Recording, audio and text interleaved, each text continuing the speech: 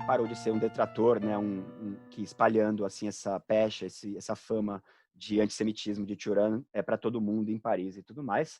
E bom, agora eu queria falar dos mínimos denominadores comuns hermenêuticos, né, dois complementares e opostos, e eu cheguei à conclusão a respeito de um deles, o negativo no caso, e ainda não cheguei a nenhuma conclusão, pelo menos clara e distinta, em relação ao outro, né? E esse vídeo eu estou fazendo porque eu queria realmente colocar em pauta esse mínimo denominador comum que agora só, né, eu posso ter até já entendido isso de maneira intuitiva, mas não clara e distinta, etc.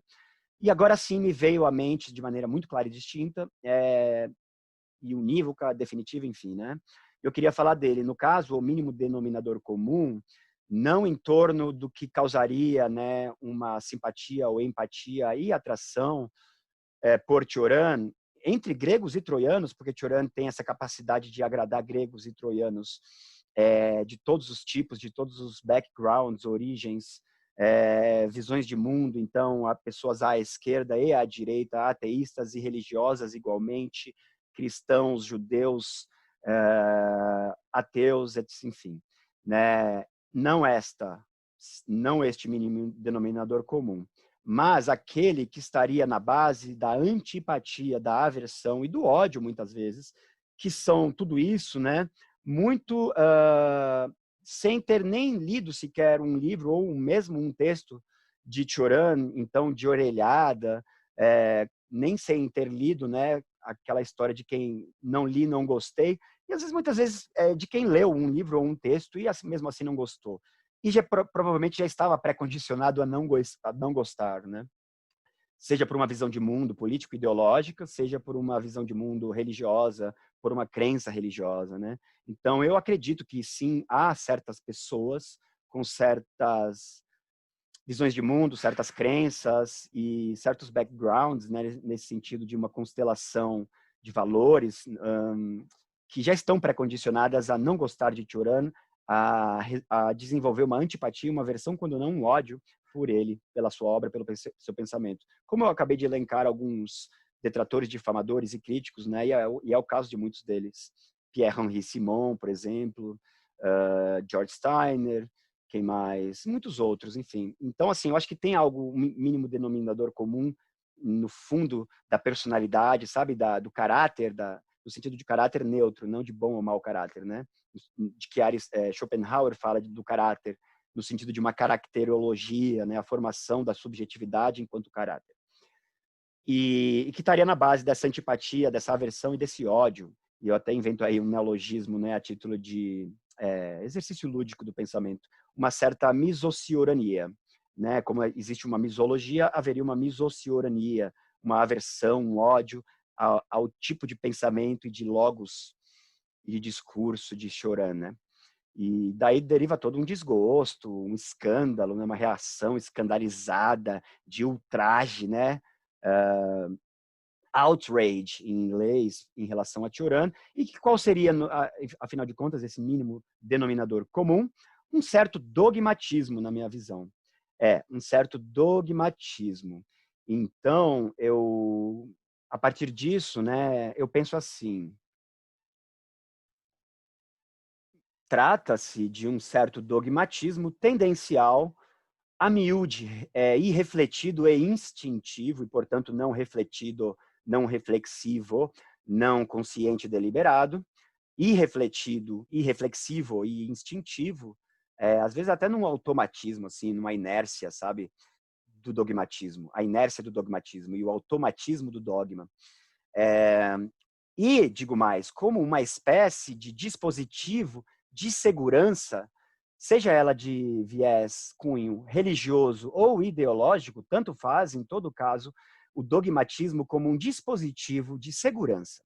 E, portanto, a expressão de uma certa tendência, que eu considero, entre aspas, demasiado humana, e daí o título deste vídeo, de precisar estar sempre, né, essa necessidade de estar sempre muito seguro de si, né, e das suas próprias ideias e crenças, e poder confirmar para si mesmo que elas são verdades, Não porque elas são verdades, mas porque eu tenho elas e eu acredito nelas, então elas só podem ser verdades e devem ser verdades, né? Não é que eu acredito nelas porque elas são verdades. Então, eu acho que essa inversão vem desde Descartes, né? Com seu cogito ergo existo. Isso acabou degenerando numa ideia do tipo assim, uma inversão do tipo assim, né? Eu não acredito no que eu acredito porque isso no que eu acredito é verdade. É verdade porque eu acredito e eu não poderia acreditar em nada falso, sabe? Em nada que não seja de fato verdade. Então, minha visão de mundo é verdadeira. Seja ela de direita, eu seja um bolsominion, ou seja eu de esquerda, só pode ser verdadeira. E não porque ela é verdadeira e eu quero até argumentar e tentar demonstrar isso de maneira puramente argumentativa, né? E não recorrendo a nada que não seja o puro exercício racional do argumento e da demonstração argumentativa, né? Mas porque eu acredito que porque é a minha verdade, é a minha ideia, é a minha crença. É mais ou menos essa psicologia do dogmatismo que Cioran está colocando em pauta, em questão e problematizando e desconstruindo. Enfim, então é um certo dogmatismo tendencial e provém, né, de uma tendência, um impulso demasiado humano, como eu ia dizendo, de precisar estar sempre muito seguro ou segura das suas próprias ideias, de suas verdades, entre aspas, sejam elas de natureza teológica, religiosa, sejam elas de natureza não teológica, religiosa, mas ideológica, política, secular, né, no mundo contemporâneo, na modernidade. Então, eu gostaria de pautar a discussão a partir de agora nos seguintes termos do título deste slide, desta tela. Dogmatismo, ou dogmatismos plural, como princípio e dispositivo de segurança psicológica. Essa é uma intuição de Cioran, né, que todo dogmatismo acaba servindo, no fundo, neste sentido, como um princípio e um dispositivo de segurança psicológica, que pode ser tanto teológico-religiosa quanto ideológico-secular, né? E colocar isso em pauta a partir desse axioma, vamos dizer assim, aristotélico, né? De que o homem é um animal racional e político, né? Zoon logikon kai politikon, em grego. E isso, desdobrando-se ao longo da história da filosofia até chegar em Schopenhauer, que não é exatamente lá muito aristotélico, ou pelo menos assim até o final, né? Vai falar de uma certa necessidade metafísica do homem e da humanidade, de maneira antropologicamente considerada. Então, a gente colocar em pauta o homem, né, animal racional e político, portanto, gregário, político nesse sentido, né, de precisar, via de regra, habitar uma polis, viver entre semelhantes, outros seres racionais, seres humanos como ele, politicamente, socialmente numa polis. Então, Schopenhauer vai colocar em pauta essa necessidade metafísica do homem, o que sugere a ideia antropológica do homem como um animal metafísico, né? E que tem a ver com essa verticalidade do homem. Cioran também coloca em questão e problematiza essa verticalidade do homem, inclusive o homem como sendo um animal metafísico, é título de um texto do Breviário de Decomposição, o animal metafísico. Isso é muito schopenhaueriano, talvez não só schopenhaueriano, mas muito schopenhaueriano, sim. Essa ideia da necessidade metafísica do homem, que é um animal racional e político, né? E isso é um ponto pacífico, ninguém aqui vai colocar em questão, questionar essa racionalidade, apesar de que as implicações ulteriores dessa racionalidade, isso sim a gente pode colocar em questão, divergir, etc. Mas o homem é um animal racional, né? Consciente, autoconsciente, reflexivo, dotado de uma autoconsciência vertical, né? Ele precisa se equilibrar para não desequilibrar e tropeçar e cair, e a sua consciência às vezes parece que mais atrapalha ele manter essa verticalidade do que o ajuda a se, né, manter nessa verticalidade, enfim. E Cioran vai pautar, colocar em questão e problematizar e desconstruir e criticar essa necessidade metafísica do homem, que ele admite antropologicamente, de modo geral, o ser humano universalmente considerado, mas também para ele mesmo, de modo particular, pessoal, subjetivo. Eu, Cioran, reconheço em mim essa necessidade metafísica. Ele vai colocar ela em questão e problematizar em paralelo com essa questão do patos dogmático, que, segundo ele, seria constitutivo da natureza e da condição humana do animal racional. Né? Então, dito tudo isso, eu avanço já um argumento que é dizer que Cioran incomoda, e não só incomoda, né? Ele bota para correr os potenciais fanáticos e as potenciais fanáticas, ainda mais bota para correr os fanáticos e as fanáticas de facto, né? Trate-se, importante, né, discernir e assinalar isso, de um fanatismo religioso, portanto, secular. Dito de outro modo, todos aqueles e todas aquelas que se pretendem demasiado seguros de suas crenças, visão de mundo, verdades, ideias, como, por exemplo, Pierre-Henri Simon, né, escandalizado e horrorizado por essa concepção luciferina da lucidez tioraniana, que está sempre em busca, não de certezas, apoios sólidos, pontos fixos aos quais se agarrar, como se fosse uma tábua ou uma boia salva-vidas, né? Não em busca disso. Vamos ver em busca do que agora? Então, Pierre-Henri Simon, eu queria dizer, aliás, não a propósito de Cioran, mas que esse escândalo dele, esse sentimento de ultraje, né, de horror moral, de moralista cristão que está escandalizado, se sentindo ultrajado pelo niilismo e pelo cinismo e pelo pessimismo de Cioran, na verdade não é só com Cioran que ele se escandalizaria e se sentiria ultrajado.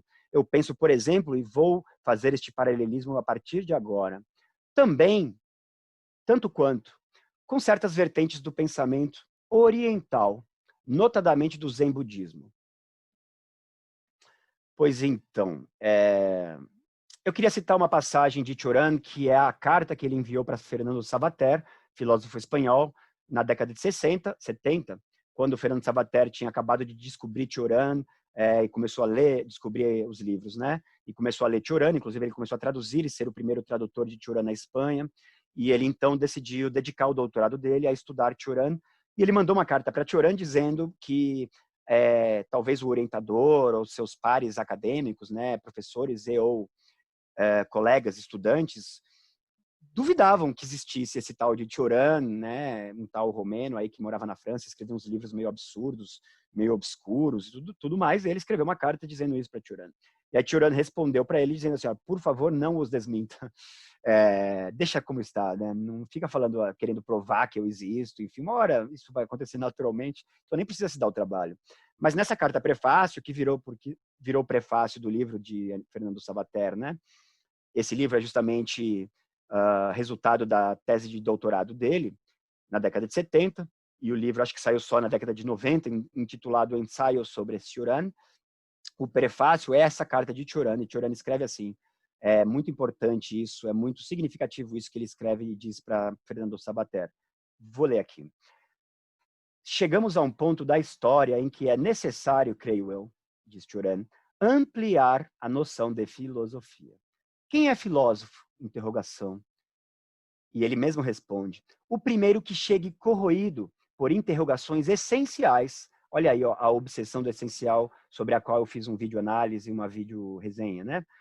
O primeiro que chegue corroído por interrogações essenciais e contente de estar atormentado por um mal tão notável. Vou citar-lhe um exemplo, ele diz a Savater, ou um caso, se preferir. Um caso para dar uma conotação bem psicanalítica, assim, sabe? De caso da psicanálise, caso da psicologia e tal. Durante anos, diz Cioran, recebi a visita de um mendigo, e é verdade, esse mendigo existia, visitava Cioran. Há relatos que confirmam, né, de pessoas que conheceram Cioran e sabiam que era um certo andarilho, morador de rua, um homeless, e músico de rua, né, mais importante do que tudo, que ele é o fato de que ele era um excelente músico de rua, que costumava visitar Cioran, e Cioran vai falar dessas visitas e desse mendigo. Aqui. Durante anos, recebi a visita de um mendigo que vinha fazer perguntas sobre Deus, a matéria, o mal, etc. Perguntas às quais, é claro, eu não podia responder. Eu não tenho nem para mim essas respostas, quanto mais para os outros. É o que está dizendo Cioran. Carregava ele, né, essas questões dentro de si, dava voltas ao redor delas, de todas as maneiras, confundia-se com elas. Não conheci ninguém mais tomado, possuído, né, mais afligido pelo insolúvel e pelo inextricável, tá dizendo Cioran sobre essa pessoa, essa figura. Um dia, num momento de desalento do mendigo, ele me confessou que merecia sua condição de mendicância, de mendigo, de miséria, pobreza, que ele era apenas um mendigo e nada mais, um Zé Ninguém, né, um fracassado, nada na vida. Diferentemente das pessoas, né, os filósofos, os grandes homens das letras, que isso na França é toda uma cultura literária, né? Então ele estava se lamentando para Tioran nesse sentido. Ele me confessou que merecia sua condição, que era apenas um mendigo e nada mais, e que tanto seu modo de existência quanto suas obsessões lhe pareciam igualmente desprezíveis. Para levantar-lhe o ânimo, Tioran, disse de imediato, sabe, vou te dizer que para mim, neste momento, você é o maior filósofo de Paris. Para mim, você é o maior filósofo de Paris, de verdade. Neste momento, eu posso te dizer isso. E, segundo Tioran, ele olhou para Tioran atônito, pensou que Tioran estava gozando da cara dele, tirando um sarro, né? Mas, segundo o próprio Tioran também, havia em suas próprias palavras um tom de sinceridade. Então, havia, segundo o próprio Tioran, né, também, em suas próprias palavras, um tom de sinceridade que não lhe escapou e que deve tê-lo impressionado, como me impressiona também. Depois, suas visitas tornaram-se menos frequentes. Até cessarem por completo. Ainda vive? Morreu? Pergunta-se Tioran. Não sei, responde ele mesmo. A vantagem de não ter residência é poder desaparecer sem deixar vestígios. E aí finaliza Tioran dizendo que depois suas visitas tornaram-se cada vez menos frequentes, mais esparsas, até cessarem por completo. E ele termina se interrogando. Ainda vive? Morreu? Não sei. A vantagem de não ter residência é poder desaparecer sem deixar vestígios. Tal é o privilégio do mendigo. Esse homem, na verdade, é ou era, ele não sabe se continua vivo, um filósofo.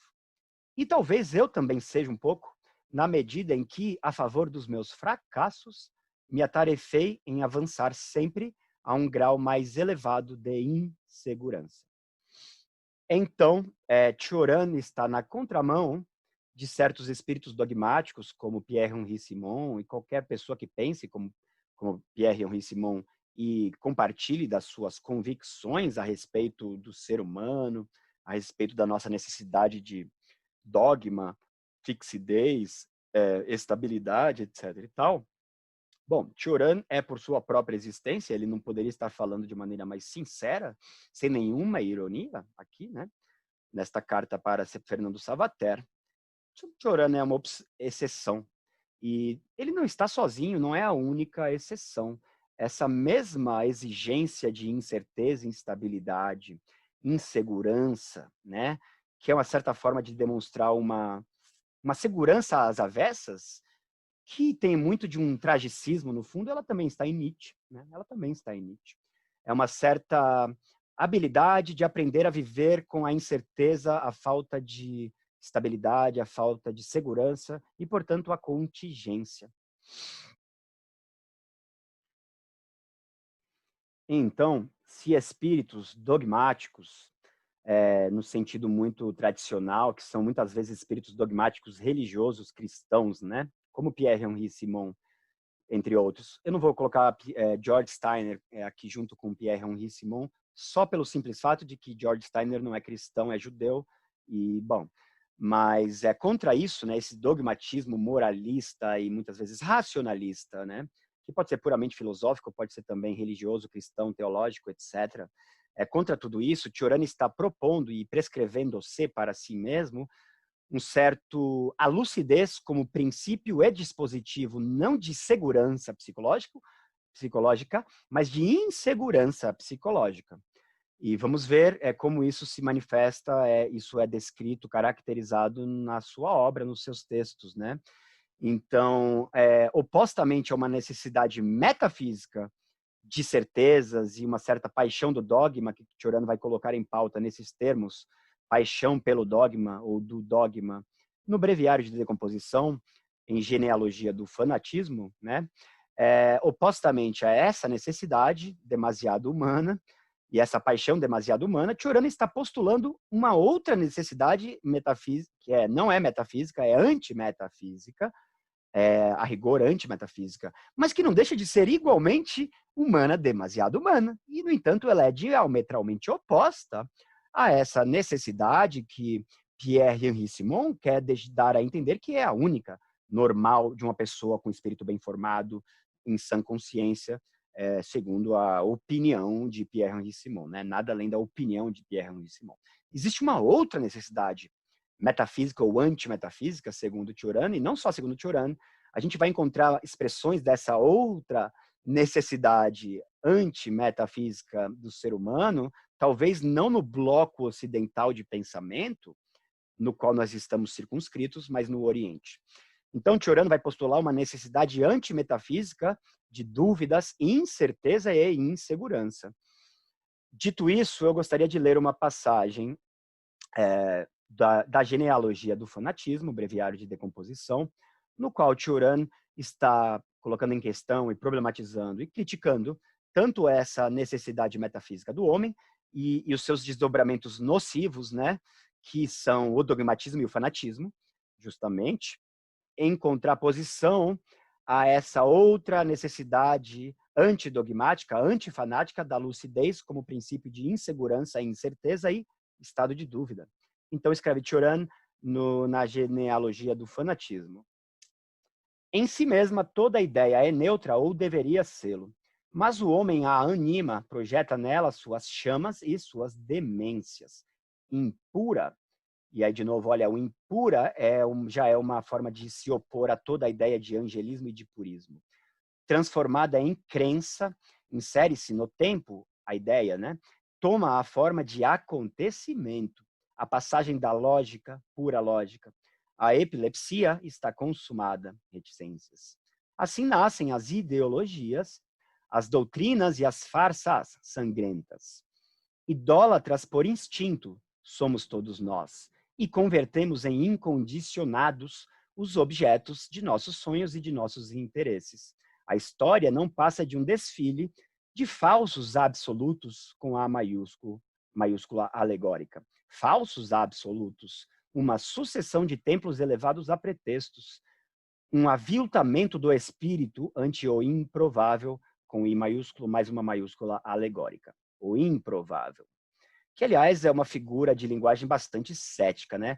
Às avessas, porque existe um certo viés do ceticismo, que agora não vou saber dizer exatamente se deriva do ceticismo acadêmico na antiguidade ou do ceticismo não acadêmico, e, portanto, assim chamado pirrônico, na antiguidade também, que vai dar numa certa teoria, não da verdade, da falsidade, mas uma teoria do conhecimento pautada em termos de probabilidade. É um probabilismo, e aí tem Carneades, ou Carneades, né, que é um proponente, um representante desse viés aí do ceticismo, que muitos questionam até se continua sendo, a rigor, ceticismo, né, enquanto exercício da dúvida cética, ou se já é qualquer outra coisa que não é puramente o exercício da dúvida cética, suspensão do juízo, etc. e tal, e seria aí, sei lá, uma espécie de dogmatismo negativo ou niilismo epistêmico, né, que estaria em questão aí nessa vertente de Carneades, enfim.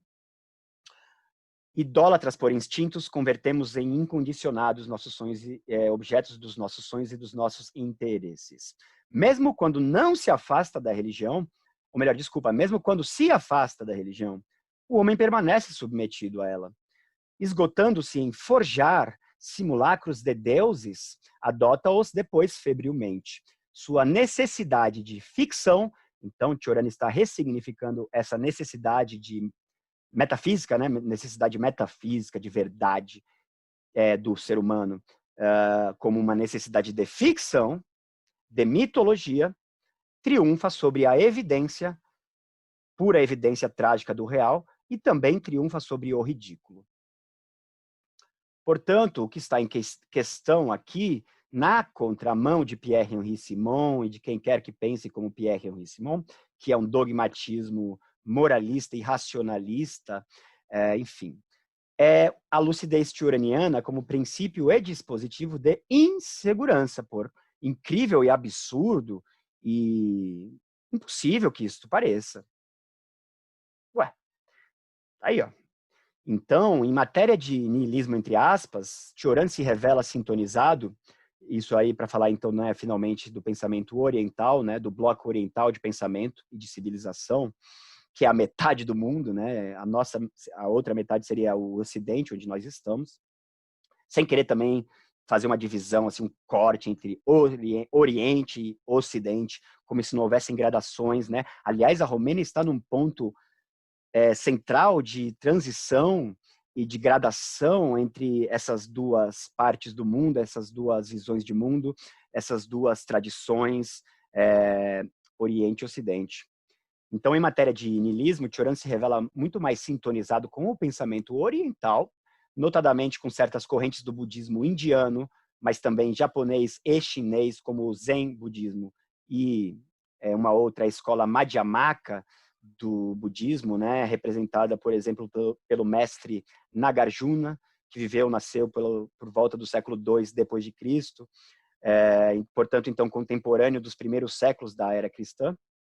Nagarjuna, muito admirado, muito apreciado por Cioran, que se não fala dele, talvez não lembro agora, nos próprios livros, né, assim, citando ele, o nome, fala muito dele nas entrevistas, eu vou mostrar isso, a escola Madhyamaka, e tudo isso, a sua afinidade eletiva com esse pensamento oriental, zen budista, e também de Nagarjuna, né, da escola Madhyamaka, que significa a escola do caminho do meio. Isso vai muito ao encontro desse patos antidogmático de Cioran e da lucidez como princípio de incerteza, dispositivo de insegurança. Não a dúvida pela dúvida, né? Nem a negação pela negação. Que fique claro, não se trata disso. Duvidar por duvidar, que legal duvidar, vamos ficar duvidando aí, porque a dúvida é super legal, e ficar negando, porque negar é charmoso, é chique, sei lá.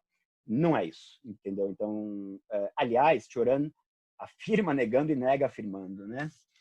Mas é a dúvida e a negação com vistas à desilusão, à desfascinação e ao desprendimento. Portanto, é dúvida e negação com vistas a um fim prático muito valioso, importante, que não se pode perder de vista, né? É com vistas a algo. É com vistas a um desprendimento, ou para usar uma linguagem mais conceitual, mais técnica, né? Que Cioran toma para si, mas que ele compartilha com o pensamento oriental budista, a libertação. Em francês, a la délivrance, e em alemão, Erlösung, que é a palavra que se encontra no título do livro de Philipp Meinlander, né? Der Philosophie, eu acho que é der, artigo feminino, der Philosophie der Erlösung, da libertação ou da redenção, né? Também dá para traduzir por redenção. Enfim, em todo caso, délivrance em francês é a língua que Cioran escreve, é o que importa, não o alemão, mas também a palavra no título do livro de Meinlander. E é disso que se trata na prática, afinal de contas. E Cioran é um pensador existencial cujo pessimismo e niilismo tão inconsoláveis e incuráveis não poderiam, senão, conduzir ao esboço e, pelo menos, consideração, ainda que ela não se formalize de maneira definitiva, né, em termos de uma síntese teórica, de uma teoria da salvação ou da libertação, portanto, uma soteriologia, que ela não se formaliza nestes termos, mas está claro e patente que a obra de Cioran, assim como ela constata, né, um estado de coisas muito alarmante, muito grave, muito desesperador para quem quer que tome consciência desse estado de coisas, e ele está falando basicamente do mundo, da existência, do ser, de nós mesmos, da sociedade, né, do que existe, do que é, enfim, é alarmante. E se a gente não para de pensar nisso, a gente acaba se desesperando. Então, acaba levando necessariamente, ou inevitavelmente, ou naturalmente, ou por forçosamente, a cogitar, pensar, especular formas de livrar-se disso, libertar-se disso, em termos que não são muito ideais, adequados, né, a salvar-se, a uma salvação. Mas que Cioran está pensando muito mais em termos de uma libertação em chave oriental budista de libertação, e tem uma palavra sânscrita para isso, que é moksha, né? Acho que é uma etapa intermediária do que seria, afinal de contas, em última instância, o nirvana mesmo, né? Que se é que é alcançável, viável, enfim, se alguém já alcançou o nirvana, fora o próprio Siddhartha, né? O Buda. Mas tem o moksha, que é uma espécie de libertação, e é nela que Choran está pensando, é a ela que ele está aspirando, porque o mundo, para ele, é sinal de horror. A existência, para ele, é sinal igual a tormento. O mundo é mau, a existência é sofrimento, e Choran está muito junto com Schopenhauer nessa intuição acerca do mundo e da existência, da condição humana, cuja consciência acaba sendo um fardo e um pesadelo, né? E a lucidez, então, mais ainda, a lucidez, né? Ela é mais do que a consciência, ela é a consciência concentrada e adensada numa espécie de hiperconsciência hipertrágica e paradoxal, afinal de contas, muito mais infernal e insuportável em seu estado limite do que a consciência num estado normal, né, mediano, etc. e tal. Então, Choran está em sintonia com o pensamento oriental e eu quero mostrar isso. E eu quero mostrar isso através de duas referências. Uma é externa, é o texto de um erudito, filósofo intelectual japonês, Hisao Matsumaru, e ele tem um artigo contido numa coletânea filosófica cujo título é Budismo e Filosofia em Diálogo, organizada pelo grande Oswaldo Giacoia Júnior, né, da Unicamp, da editora FI, tá aí a capa deste livro, organizada por ele e pelo Antônio Florentino Neto. Então, um dos textos é do Hisao Matsumaru, e ele fala de um conceito, uma fórmula, né, muito interessante, muito significativa a propósito de Choran. É uma fórmula que é designada a grande reviravolta. E ela tem a ver com certo ideal ou certa aspiração na espiritualidade budista, zen budista, né? E esse livro aqui é um diálogo filosófico entre filosofia ocidental e a escola de Kyoto, que é uma tradição filosófica japonesa contemporânea que busca também dialogar com o budismo enquanto religião japonesa, né? E o zen budismo especificamente, e usar o zen budismo e toda a espiritualidade zen budista e conceitualizar, não vou dizer instrumentalizar, que pode ter uma denotação muito negativa, depreciativa de uma instrumentalização do saber, não é o caso, mas enfim, conceitualizar, né, teorizar a espiritualidade zen budista, disso que se trata. Então, aí ele também vai colocar em pauta uma ideia de lugar vazio, ou simplesmente o vazio, e esse ideal, esse imperativo, essa aspiração que há na espiritualidade zen budista de habitar esse lugar vazio, esse vazio mesmo, né? E vazio é um conceito muito operante, operativo, para não dizer uma noção, para não dizer conceito, que Choran tem uma obra conceitual central, né, no seu discurso, na sua escrita, no seu vocabulário, e Choran sabe do que ele está falando. E quando Choran está falando de vazio, não é uma referência, não é uma noção ocidental do pensamento ocidental. Não tem a ver com Nietzsche, não tem a ver com Schopenhauer, não tem a ver com nenhum outro filósofo anterior na tradição ocidental. Inclusive, não é o vazio com uma conotação depreciativa, negativa, que leva ao niilismo, né? E esse vazio existencial. Pelo contrário, o vazio oriental, e a palavra sânscrita é sunya, é algo de positivo, como Choran, aliás, sabe muito bem. E a outra referência, além do Hisao Matsumaru, que eu vou usar, é uma entrevista de Choran, na qual ele está falando do vazio, da vacuidade, né? Sunya, vazio, vacuidade, sunyata, são duas degradações, duas declinações, ou, enfim, declinações, né, da mesma noção de vazio, vazio, vacuidade. E Choran sabe do que ele está falando e ele usa essas palavras, e essas palavras estão no seu espírito, né, de maneira atual, quando ele está pensando o ser humano, a necessidade metafísica e a necessidade antimetafísica do ser humano, e o pessimismo da existência, né, o mundo como horror, a existência como tormento, e, portanto, como resultado, consequência lógica, natural de toda essa constatação e esse diagnóstico, a necessidade de uma libertação possível. Porque, no final das contas, o mais importante e o essencial para Choran, caso isso ainda não tenha ficado claro para todo mundo que gosta e se interessa em ler Choran, e estuda Choran, é a libertação.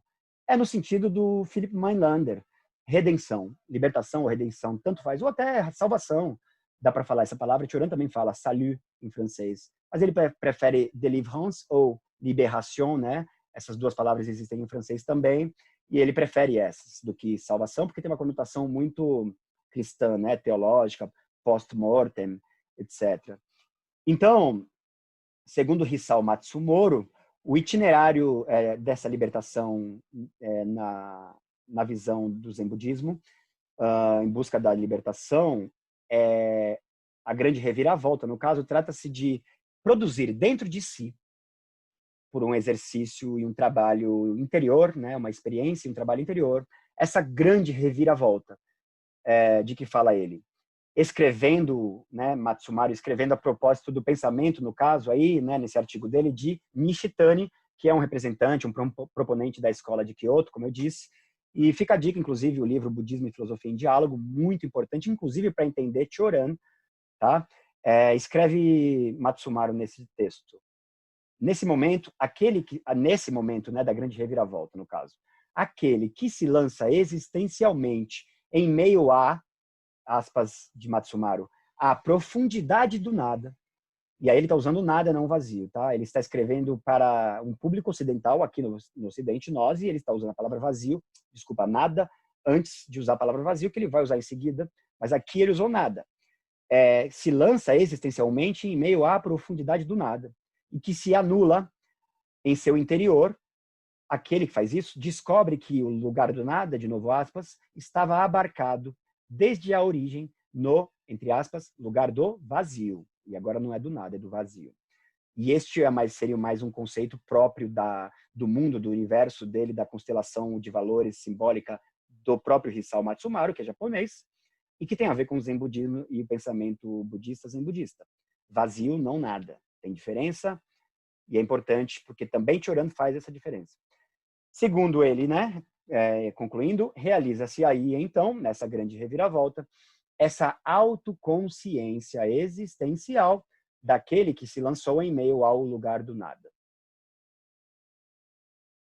E Choran, numa entrevista, como eu estava dizendo, especificamente a entrevista com Léo Gillet, que está reunida nesse volume aí, Entretien, né, entrevistas em francês, ele diz assim, ó, para o Léo Gillet: eu não conheço pessoalmente, né, o Oriente, mas conheço um pouco o budismo, e aí entra tudo uma modéstia de Choran, é só um pouquinho. Na verdade, conhece demais, bastante. Assim, leu muito, devorou tudo que é textos antigos, sagrados, né, escrituras, sutras, Prajnaparamita, entre outros, como também estudos sobre o budismo e o hinduísmo, além do budismo.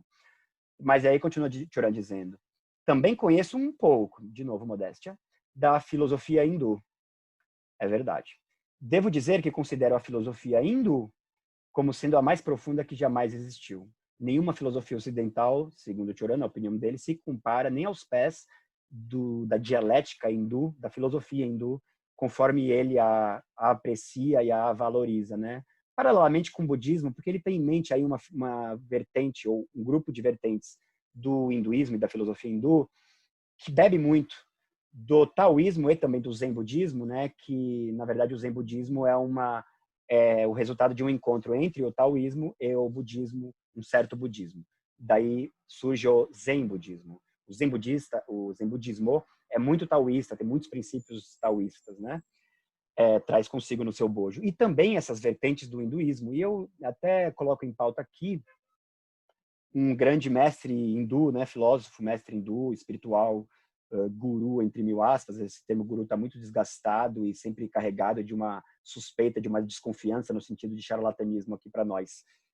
Atual, contemporâneo, que é o Moody, né? Muitos talvez conheçam o Moody. Eu gosto bastante do Moody, assisto os vídeos do Moody, tento me inspirar nele sempre que possível.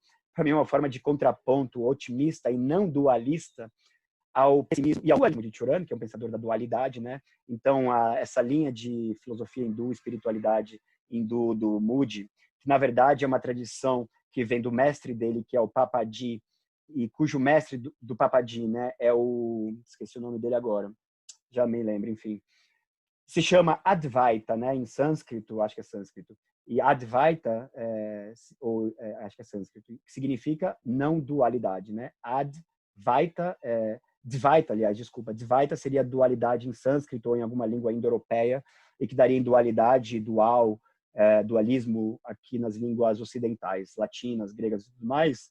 Então, Advaita, né, que é a linha hinduísta da filosofia hindu, do Moody, que aliás tem uma playlist minha aqui do portal Emil Cioran Brasil no YouTube, que é uma playlist só de vídeos do Moody. Ele também fala muito do vazio, né, da necessidade de libertação nesse sentido, moksha, uma filosofia prática de vida, né, não simplesmente ficar pensando, especulando pela especulação e a teoria pela teoria, né? Então essa tradição do Moody, né, para muita gente que acha que muitas vezes o Moody é questionável, que é mais um charlatão e um guru entre aspas, entre outros, como por exemplo né, que isso sim eu acho que eu não confio, né? Eu torço o nariz para ele, que é o brasileiro, agora eu me esqueci o nome, tem até um documentário sobre ele no Netflix, e que eu acho tão ridículo o fato de ele próprio narrar o seu próprio documentário na Netflix. É de um narcisismo assim imperdoável para um mestre espiritual, mas enfim, denota talvez assim que não seja tão mestre e tão sábio assim, né, esse narcisismo.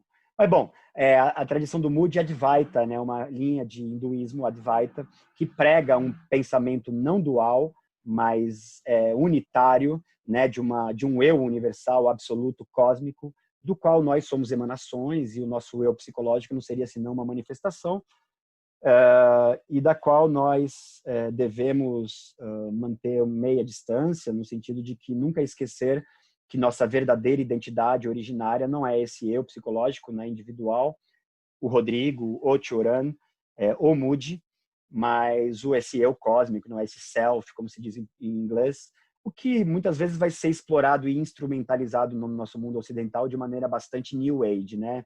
Falar de self, o eu profundo, Cioran tem muita desconfiança disso, eu também tenho muita desconfiança disso, mas eu acho que o Moody não é essa instrumentalização e essa banalização e essa fetichização pós-moderna, new age, autoajuda, etc e tal. Eu levo muito a sério o Moody, inclusive a tradição dele inteira, né, que vai do Papaji, mestre dele, ao Ramachandra Maharshi, uma coisa assim, que é o mestre do Papaji, essa filosofia Advaita do hinduísmo. Enfim, então ela tá muito em diálogo com o Zen budismo e com o taoísmo, então não faz, quer dizer, faz todo sentido. O Cioran está colocando elas junto aqui nesse contexto dessa conversa com Léo Gillet, né, nessa entrevista.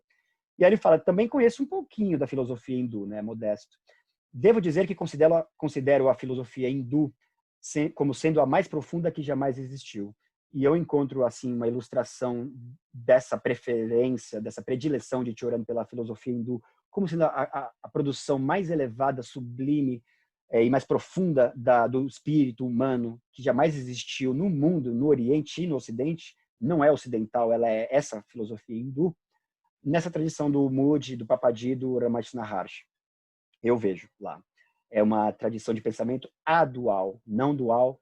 Então, eu acho que Cioran tem uma grande frustração de não ter nunca conseguido abraçar ou apreender uma unidade que ele quis poder descobrir e alcançar e agarrar, e ele nunca conheceu e nunca conseguiu, nunca podeu. Então, é uma frustração e uma decepção com a evidência de uma unidade impossível e, portanto, no mínimo, uma dualidade, e toda a realidade, a existência, a verdade, começa nessa divisão, nessa dualidade. Como diz Nietzsche, né? A verdade começa com dois, não com um. Então, é uma unidade impossível, inacessível, fora do alcance da razão e da existência e da experiência humana. Continua Cioran dizendo, naturalmente, pode-se dizer, há a filosofia hindu, e em seguida ele colocaria a grega e a alemã como grandes sistemas de filosofia. Mas a vantagem da filosofia hindu é esta, e ela é considerável, 2 pontos, diz Cioran. É que na Índia, o filósofo é levado a praticar sua filosofia. Faz-se filosofia com vistas à prática. Ele enfatiza isso. Pois o que se busca é a libertação, em francês ele está usando délivrance, eu digo que em alemão a mesma palavra equivalente é Erlösung, e em sânscrito, moksha, sei lá. Não é um exercício intelectual, explica Cioran. Não é um mero exercício intelectual. Não.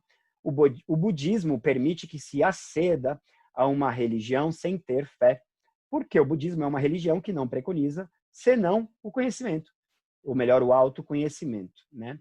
Que não sendo episteme, se a gente tiver que escolher entre dois termos gregos, né, no nosso universo simbólico conceitual ocidental de matriz grega, entre dois termos para conhecimento, e um deles é episteme e o outro não é episteme, é gnosis, e é este outro que está no conhece-te a ti mesmo do lema socrático, gnoti se auton, é o gnosis, né, do conhece-te a ti mesmo. É um autoconhecimento, é um conhecimento interior e na experiência interior que, no contexto de Sócrates, né, filosofia grega, tem uma configuração, uma significação, e no contexto religioso cristão, né, da heresia gnóstica, que não era heresia, heresia é uma categoria aplicada pelo vencedor depois que venceu, a posteriori, de maneira retrospectiva, mas enfim, né, pelos primeiros cristãos primitivos, muitos dos quais eram cristãos gnósticos, né, aí essa gnosis como autoconhecimento, conhecimento interior na experiência interior,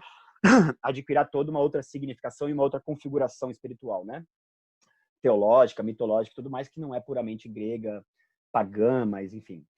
Então, Cioran está pensando na libertação. E o que a filosofia hindu tem de superior e vantagem sobre qualquer filosofia ocidental, qualquer sistema de filosofia ocidental, talvez com algumas poucas exceções, mas inclusive superior a Kant, Hegel e quem quer que seja de filósofo idealista e racionalista alemão com seus grandes sistemas filosóficos, né?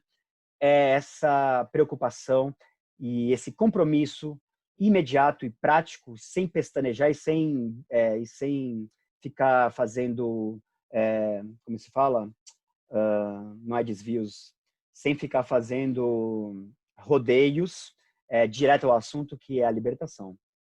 Continua ele. O budismo permite que se aceda a uma religião sem fé, porque é uma religião que não preconiza senão o conhecimento, gnosis. O budismo nos ensina que nós não passamos de compostos, né? Constructos, agregados, transitórios, que estão fadados a se descompor, decompor, de onde poética da decomposição, breviário da decomposição, se desfazer e deixar de ser, de existir, né? E o que nos apavora, pensar que nós não somos nenhuma identidade, nenhuma entidade essencial, substancial, uma essência própria, né? É um eu que vai perdurar e permanecer mesmo depois da morte, como consciência já descolada do corpo, assim, né? O budismo não te estimula a pensar dessa maneira. O budismo te estimula a pensar que não existe mente sem corpo, não existe corpo sem mente, só existem enquanto realidades interdependentes ou partes de uma única realidade cujas partes são interdependentes, e daí a ideia budista de geração codependente, né?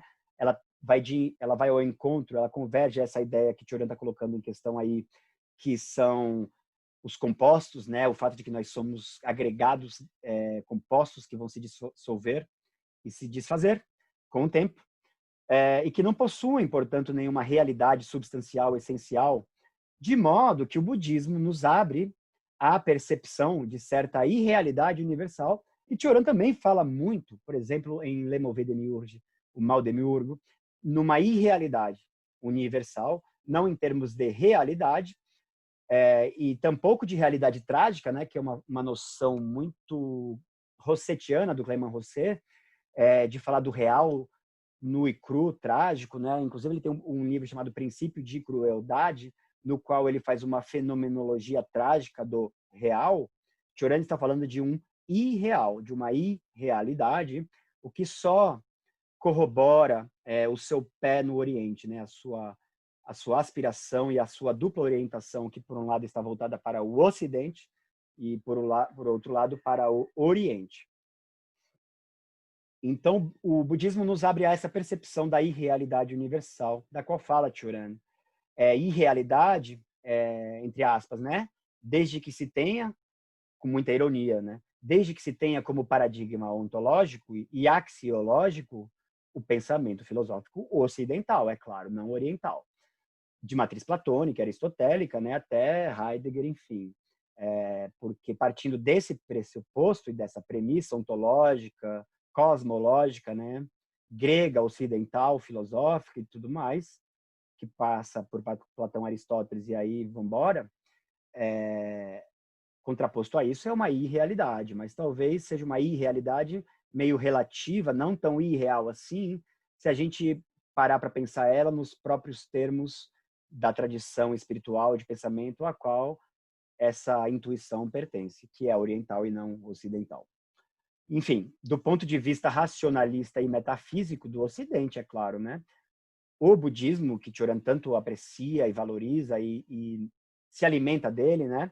Só poderia parecer, como o niilismo ocidental, o mais dissolutivo dos niilismos. Dificilmente um ocidental não vai entender e concluir da sua parte, né? Independentemente dessa conclusão ser justificada ou não, que uma certa maneira de pensar e de pensar o ser humano e de pensar aquilo que é mais importante e essencial para o ser humano a partir de um Nagarjuna, da escola Madhyamaka, do budismo ou do Zen budismo, que isso não seja niilista. Nietzsche é um grande exemplo de alguém que lê essa certa prática budista, que é um ascetismo, né, uma prática cética, né, do budismo, e também o pensamento que está vinculado a essa prática cética budista como sendo decadência e niilismo, assim como o cristianismo seria niilismo, né? Enfim. Então, aí Choran, nessa mesma entrevista, um pouco depois, fala assim: eu queria passar agora para falar sobre o vazio, vide em francês, que exteriormente se assemelha ao tédio, ennui em francês, né? Não é um tédio vulgar, banal, assim, cotidiano, falta do que fazer. É um tédio num sentido muito profundo, que é meio melancólico, né? Pesado, um certo pesar, e é no sentido de um Pascal, que também fala de ennui, enfim.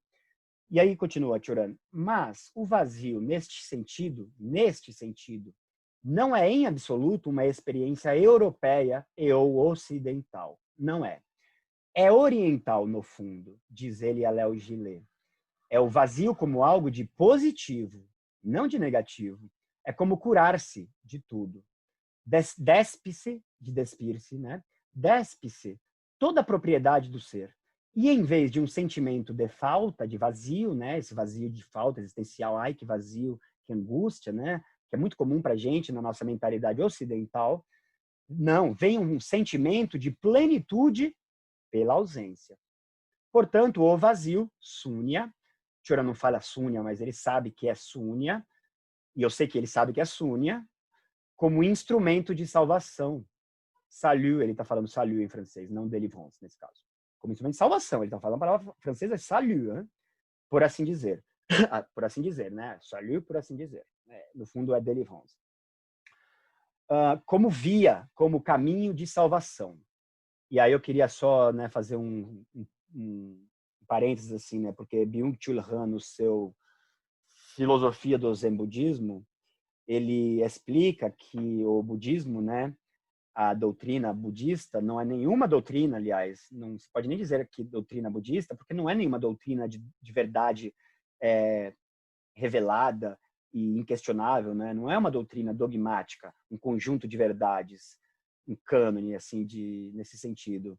Não veicula nenhuma verdade pré-estabelecida e inquestionável, não, mas antes disso, o budismo seria um veículo, né, uma nave, assim, um transporte ou um médium, nas suas palavras de Byung-Chul Han, em busca da libertação, que em última análise seria o nirvana, né, se é que é viável, possível, etc. Enfim, e que uma vez alcançado esse mesmo transporte médium veículo, né, daí pequeno veículo e grande veículo Mahayana, e esqueci o nome do outro que é pequeno, e qual dos dois é Mahayana agora, na verdade eu faço confusão às vezes.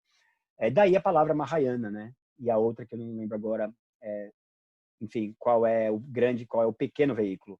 Essa ideia de pequeno veículo e grande veículo vem dessa ideia de que não se trata de uma doutrina de verdade, né? Olha, é assim e acredite nisso, não. Se liberte.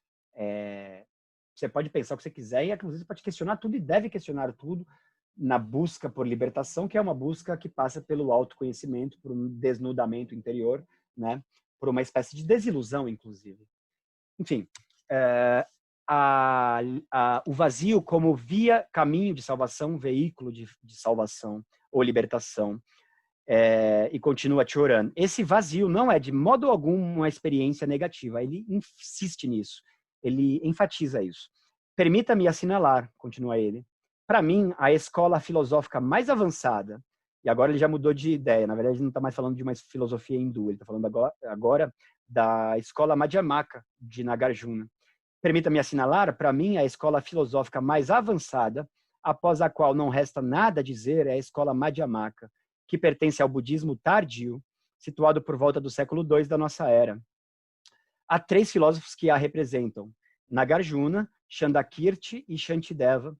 Segundo Cioran, são os filósofos mais sutis que se pode imaginar, mais sutis até que Zenão de Eleia, né, do paradoxo de Zenão, a partir de Parmênides, o ser é e não pode não ser, o não ser não é e não pode não ser, e aí vem todo o paradoxo, né, de Zenão, que é o do corredor e da tartaruga, né, enfim.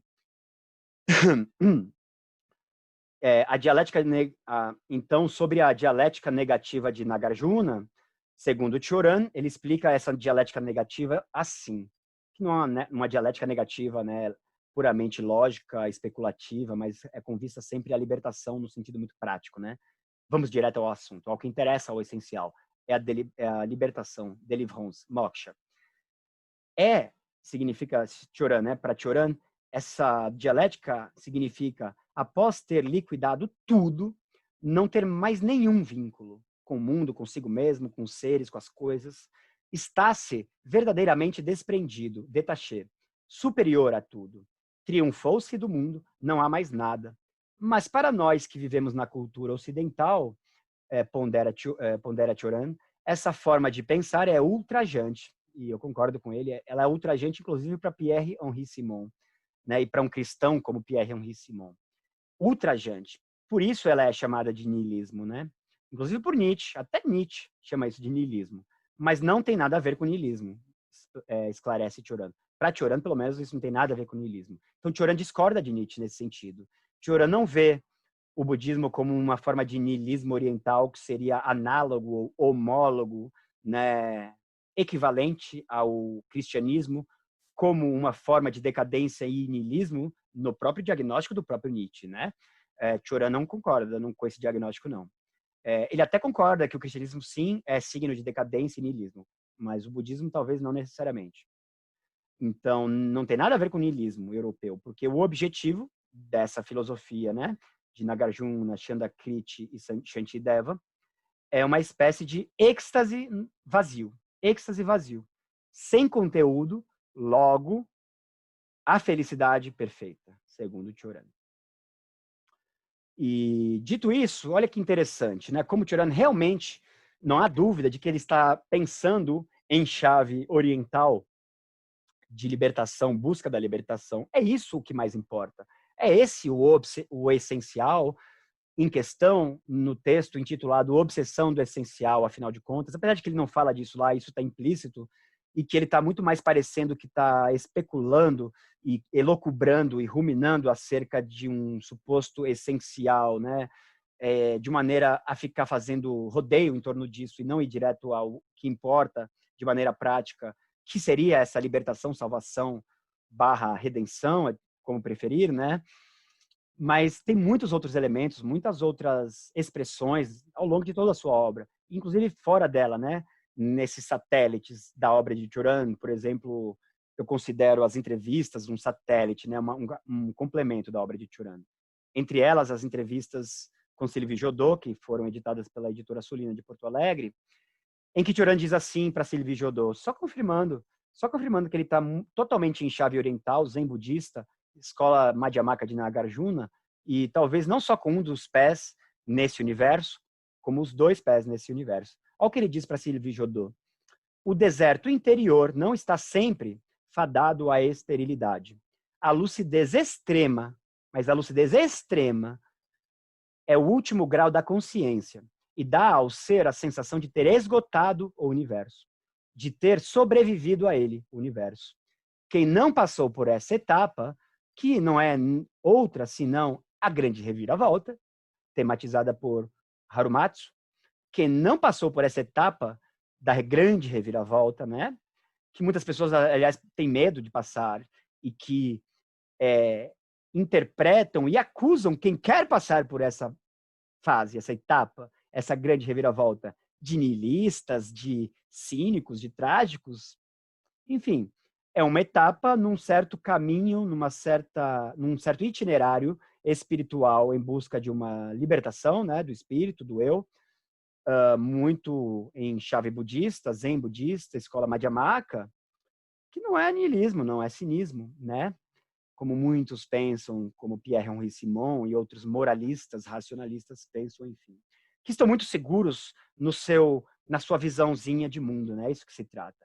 E chegam até a se esquecer que existem outras visões de mundo, existem outros paradigmas, existem outros axiomas, outras formas de pensar, em suma. É disso que se trata, né? Enfim. Então, Cioran está dizendo assim para Sylvie Jodot: olha que sintonia com o pensamento da escola de Kyoto, com o Zen budismo, com Harumatsu, Nagarjuna, etc. Então, essa lucidez extrema, que não é senão o resultado, né, a culminação dessa grande reviravolta, a qual é preciso submeter-se e lançar-se a ela, e não fugir dela, é a lucidez. E lucidez extrema, que seria o último grau da consciência e que dá ao ser a sensação de ter esgotado o universo e sobrevivido a ele. Quem não passou por essa etapa da grande reviravolta ignora uma variedade especial de decepção, portanto, o conhecimento. De novo, se tivermos que escolher entre episteme e gnosis, Cioran está falando de gnosis. A filosofia hindu persegue a libertação. A grega, com exceção de Pirro, Epicuro e alguns inclassificáveis, é decepcionante. Não busca mais que a verdade. É um aforismo de Aveux et Anathème, o último livro de Cioran, último livro de Cioran, depois de Exercício de Admiração, inclusive. E este aqui de 1987, né, sendo que Exercício de Admiração é do ano anterior, de 86.